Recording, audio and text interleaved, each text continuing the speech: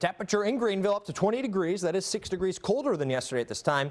Calm winds, that's a sign of high pressure. Our pressure 30.5 inches of mercury, so it will be tough to kind of work this on out of here before our impending storm system. Let's talk about the impacts. The first thing will be the snow. Light to moderate snow develops around 4 to 7 p.m. later on this afternoon and evening. It lingers through midnight, and that's when it starts to mix and actually picks up in a little bit of intensity through the overnight.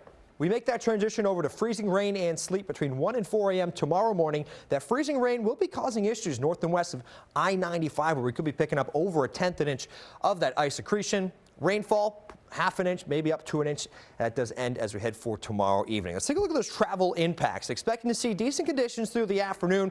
By 7 p.m. though, we're starting to see things get dicey, and certainly by the late evening into the overnight hours, that's where we're expecting poor road conditions. Tomorrow morning, improvements through the 95, 195 corridor, but across the interior, expecting to see some of those freezing temperatures linger into the late morning hours, so expecting to see those slippery conditions persist.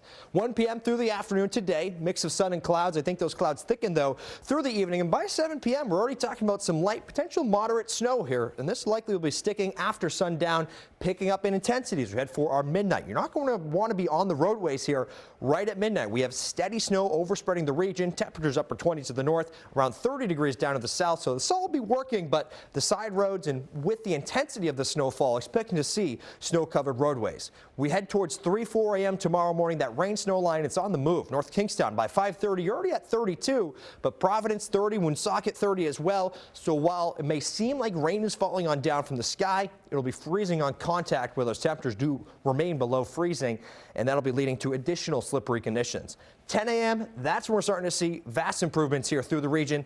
The only thing is we got some heavy rain to talk about. Limited visibility still possible through the late morning hours. Temperatures hanging in the 30s. The far interior still dealing with a little bit of some freezing rain, primarily north of the Mass Pike.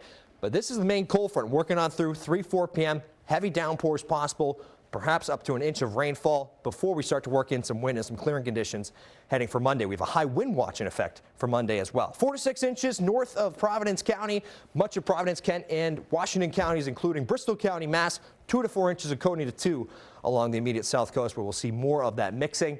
In terms of the ice, it will be primarily north and west of 95, where we see potential for up to 1/4 of an inch. I think we'll be closer to around 1/10 of an inch, but still plenty to make things slippery out there. And if you're heading off to the north here later on tomorrow afternoon and evening, still expecting some wintry conditions there. They do have winter storm warnings from the New Hampshire border further northward. Right to the 10-day forecast we go.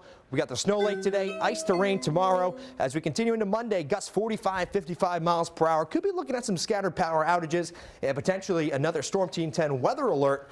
We do have some quieter weather in store as we head for our Tuesday, Wednesday. Potential for a coastal low heading for Thursday. That one looks to be snow right now.